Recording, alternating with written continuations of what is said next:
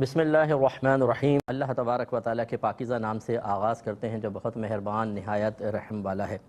الحمدللہ درس بخاری کا سلسلہ کتاب الصوم تک پہنچا ہے۔ صوم عربی میں روزے کو کہتے ہیں اور کتاب کا مفہوم میں نے کئی مرتبہ آپ کو بتایا کہ جس میں ایک نوعیت کے مسائل جمع ہوں لیکن مختلف،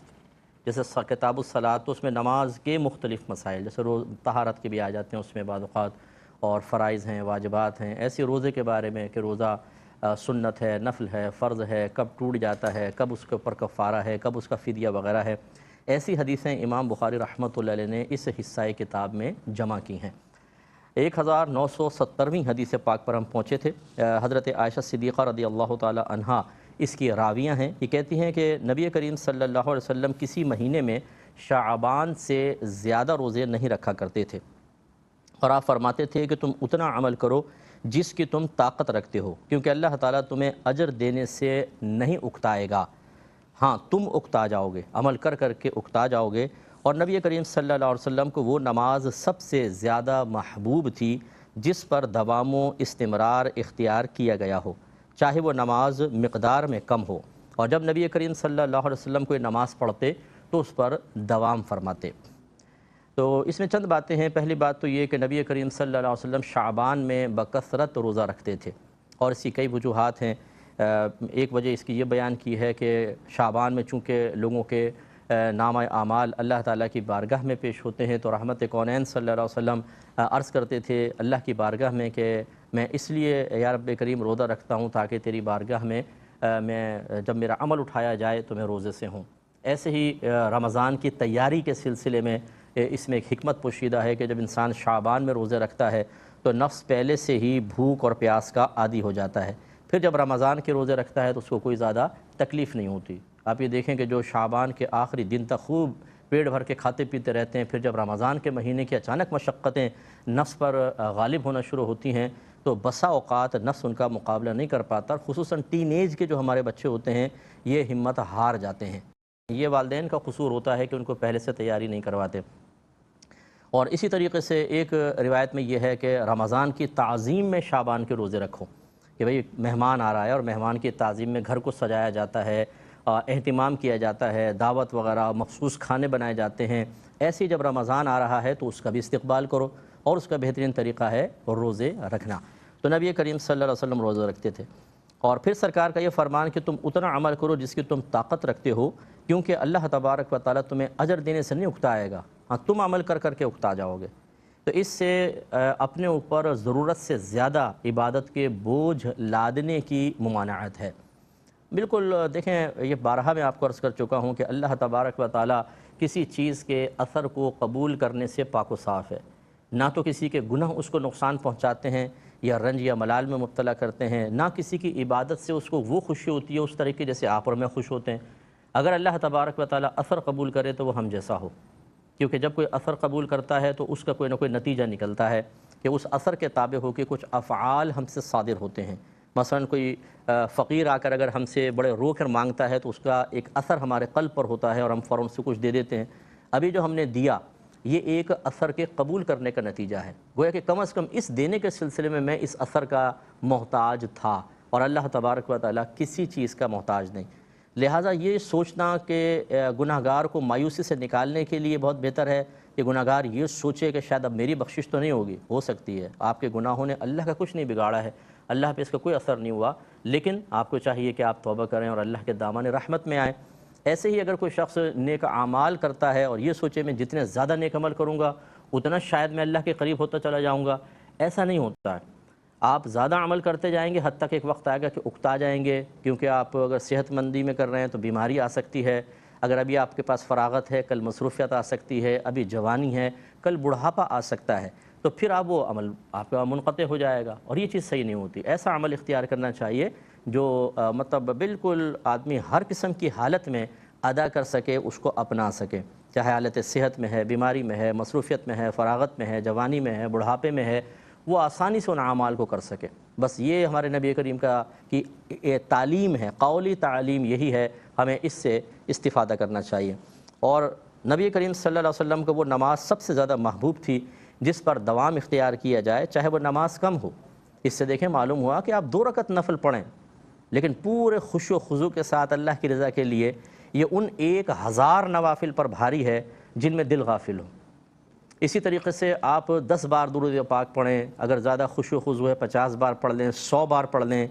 یہ آپ کا 100 بار قلبی توجہ کے ساتھ درود پاک پڑھنا ان ہزاروں درود پاک سے افضل ہے جس میں دل غافل ہے۔ بعض تسبیح لے کے پڑھتے جا رہے ہیں، جی کتنے ہزار پڑھتا ہوں میں روزانہ، ادھر دیکھ رہے ہیں ادھر دیکھ رہے ہیں، اچھا یوں پڑھتے جا رہے ہیں، خیالات آ رہے ہیں، کل میں نے دکان پہ جانا ہے فلاں جگہ، زبان صرف اس درود پاک کو پڑھ رہی ہے۔ تو یہ جو قلبی حاضری اور قلبی توجہ کے بغیر عبادت کے اختیار کرنا ہے، یہ میں اس کو غلط نہیں کہہ رہا ہوں، برا نہیں کہہ رہا ہوں، لیکن بہرحال اس میں وہ وزن نہیں ہوتا، اس کی اللہ کی بارگاہ میں وہ قدر نہیں ہوتی جو قلبی اور ذہنی توجہ کے ساتھ ادائیگی عبادت میں اللہ تبارک و تعالی نے پوشیدہ فرمائی ہے۔ اس لیے زیادہ عمل کی طرف نہ جائیں، مختصر ہو لیکن دوام کے ساتھ دائمی طور پر۔ روزانہ رات کو اٹھ کے آپ 2 رکعت نفل پڑھ لیں، بہت ہے۔ اگر کوئی عادی بننا چاہتا ہے، یہ نہیں ہے کہ آپ یہ ارادہ کریں کہ میں 100 پڑھوں گا، ایک دن آپ نے پڑھ لی، 2 دن پڑھ لی، تیسرے دن آپ ڈھیر ہو جائیں گے، چوتھے دن اگر سوتے رہ گئے تو 5ویں دن پڑھنے کی ہمت ہی پیدا نہیں ہوگی، کیونکہ نفس بکھتا چکا ہوگا۔ حکمت کے ساتھ چلنا چاہیے۔ اور جب نبی کریم صلی اللہ علیہ وسلم کوئی نماز پڑھتے تو اس پہ دوام اختیار فرماتے۔ تو نبی کریم صلی اللہ علیہ وسلم کا ہمیشہ طریقہ کار یہ رہا کہ جب آپ کسی عمل کو اختیار کرتے تو دائمی طور پہ کیا کرتے تھے، چاہے وہ مقدار میں کم ہی کیوں نہ ہو، نبی کریم کی یہی سنت ہے۔ باقی یہ تصوف کی کتابوں میں جو صوفیاء عظام کی کثرت عبادات کا تذکرہ ہے، وہ ان کا اپنا ذاتی عمل تھا۔ انہوں نے یہ نہیں کہا کہ یہ شریعت ہے، انہوں نے یہ نہیں کہا کہ اس کو اپناؤ، وہ تو انہوں نے اپنے اور ان کے رب کا معاملہ تھا، انہوں نے خلوت میں وہ اختیار کر رہے تھے، کسی نے دیکھا، اس نے کتابوں میں درج کر دیا۔ یہ تو مطلب بالکل تصور سے بعید ہے کہ ان بزرگوں نے خود کہا میں نے گھر میں اتنی نمازیں پڑھی ہیں، کتابوں میں لکھ دینا ذرا، ایسا تو نہیں ہے۔ وہ تو لوگوں نے کسی نہ کسی جو قریبی مرید ہوتے ہیں، متبع ہوتے ہیں، انہوں نے لکھ دیا۔ تو وہ ان کا اور ان کے رب کا معاملہ ہے، وہ ہمارے لیے اس طرح کے جو اعمال ہیں جو نبی کریم صلی اللہ علیہ وسلم کی قولی حدیث کے مقابل ہوں بظاہر، تو وہ ہم کہیں گے کہ ان بزرگوں کا اللہ کے ساتھ معاملہ تھا، وہ ہمارے لیے حجت نہیں، نبی کریم صلی اللہ علیہ وسلم کا قول مبارک حجت ہے۔ اگلے باب کی طرف آتے ہیں، باب ما یذکر من صوم النبی صلی اللہ علیہ وسلم و افطارہ، نبی کریم صلی اللہ علیہ وسلم کے روزہ رکھنے اور روزہ نہ رکھنے کے متعلق جو کچھ ذکر کیا گیا اس کا باب۔ حدیث نمبر ہے 1971، اور حضرت ابن عباس رضی اللہ تعالی عنہ اس کے راوی ہیں، وہ بیان کرتے ہیں کہ نبی کریم صلی اللہ علیہ وسلم نے رمضان کے مہینے کے سوا کسی مہینے کے مکمل روزے نہیں رکھے۔ آپ روزے رکھتے، حتیٰ کہ کوئی کہنے والا کہتا ہے کہ خدا کی قسم آپ روزہ نہیں چھوڑیں گے، یعنی بعض اوقات تو ایسا لگتا ہے لگاتار رکھ رہے ہیں تو وہ دیکھنے والے کہتے ہیں اب شاید روزہ چھوڑیں گے نہیں، اور آپ روزہ چھوڑ دیتے یعنی نہ رکھتے، حتیٰ کہ کوئی کہنے والا کہتا کہ خدا کی قسم آپ روزے نہیں رکھیں گے۔ تو یہ ہمارے نبی کریم صلی اللہ علیہ وسلم کا طریقہ ہے۔ اس میں ایک حکمت اور نکتہ کیا ہے؟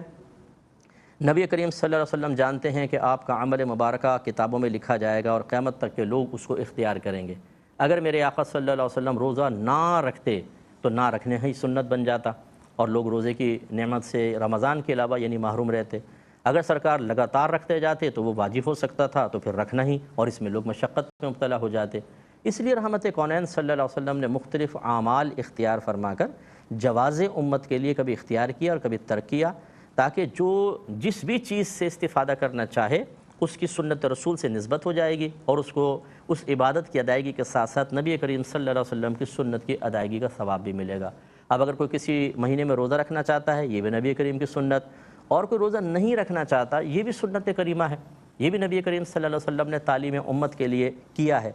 اس سے بھی معلوم ہوا کہ دیکھیں رحمت کونین صلی اللہ علیہ وسلم عبادات کے سلسلے میں بہت ہی زیادہ رغبت رکھا کرتے تھے، لیکن تعلیم امت کے لیے جب موقع آیا اور مشقت امت کا آپ نے لحاظ فرمایا تو اپنی اس باطنی خواہش کو روکا ہے،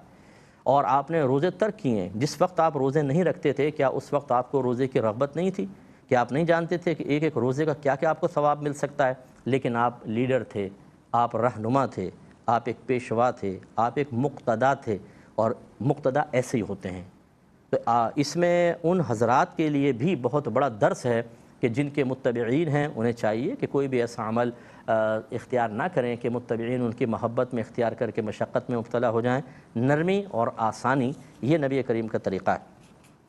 یہ اگلی حدیث کی طرف آتے ہیں، 1972ویں حدیث پاک ہے، حضرت انس رضی اللہ تعالی عنہ اس کے راوی ہیں، وہ بیان کرتے ہیں کہ رسول اللہ صلی اللہ علیہ وسلم کسی مہینے میں روزہ رکھنا چھوڑ دیتے تھے، حتیٰ کہ ہم گمان کرتے تھے کہ اب آپ اس مہینے میں روزہ نہیں رکھیں گے، اور آپ کسی مہینے میں روزے رکھتے، حتیٰ کہ ہم یہ گمان کرتے کہ اب آپ کوئی روزہ نہیں چھوڑیں گے،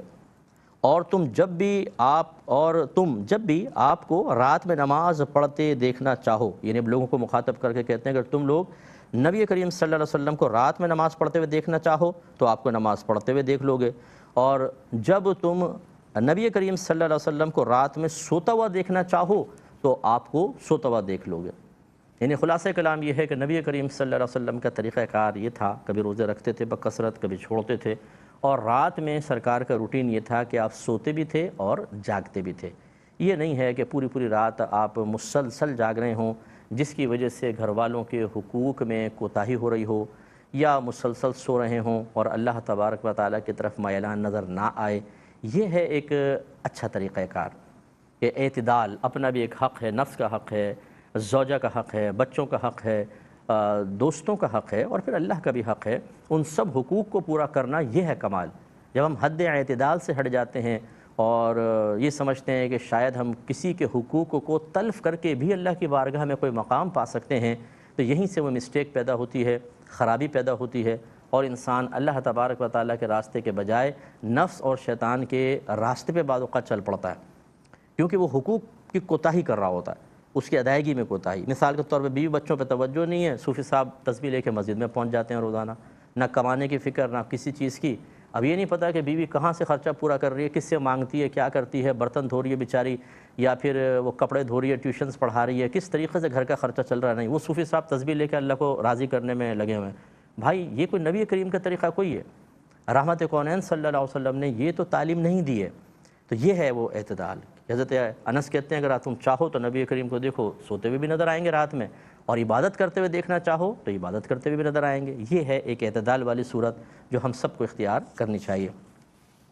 اگلی حدیث کی طرف آتے ہیں۔ 1973 نمبر حدیث پاک ہے، حضرت انس بن مالک رضی اللہ تعالیٰ عنہ ہی اس کے راوی ہیں۔ آپ سے نبی کریم صلی اللہ علیہ وسلم کے روزوں کے متعلق سوال کیا گیا تو آپ نے فرمایا کہ میں جس مہینے میں بھی آپ کو روزے سے دیکھنا چاہتا تو آپ کو روزہ دار دیکھ لیتا، اور میں جس مہینے میں آپ کو روزہ چھوڑتے ہوئے دیکھنا چاہتا تو آپ کو روزہ چھوڑتے ہوئے دیکھ لیتا۔ یعنی دونوں طرح کی صورتحال ہر مہینے میں جاری رہتی تھی۔ اور میں جس رات آپ کو نوافل کے قیام میں دیکھنا چاہتا تو آپ کو قیام میں دیکھ لیتا، اور میں جس رات آپ کو نیند میں دیکھنا چاہتا تو آپ کو نیند میں دیکھ لیتا۔ یعنی یہ روٹین سرکار کا چلتا رہا۔ پھر کہتے ہیں کہ میں نے کسی باریک ریشم کو یا موٹے ریشم کو مس نہیں کیا جو نبی کریم صلی اللہ علیہ وسلم کے ہاتھوں سے زیادہ ملائم ہو۔ یعنی کہتے ہیں ریشم چاہے موٹا ہو باریک ہو، وہ جتنا ملائم ہوتا ہے، رحمت کونین صلی اللہ علیہ وسلم کے ہاتھ اس سے زیادہ ملائم تھے۔ اب یہ دیکھیے، حالانکہ تلوار بھی پکڑتے ہیں سرکار، اپنے گھر کے کام بھی کرتے ہیں، جو بکثرت جس کے ہاتھ یوز ہوتے ہیں اس کی ہتھیلیاں سخت ہو جاتی ہیں، لیکن اللہ تعالیٰ نے اپنے حبیب کریم صلی اللہ علیہ وسلم کو یہ ایک نعمت سے نوازا، ظاہری نعمت سے، کہ جتنے بھی آپ ہاتھوں کا استعمال کر لیتے لیکن آپ کے ہاتھ انتہائی ملائم ہوتے۔ اور اگر باریک نظر سے دیکھا جائے تو اللہ تعالیٰ کی مشیت یہ نظر آتی ہے کہ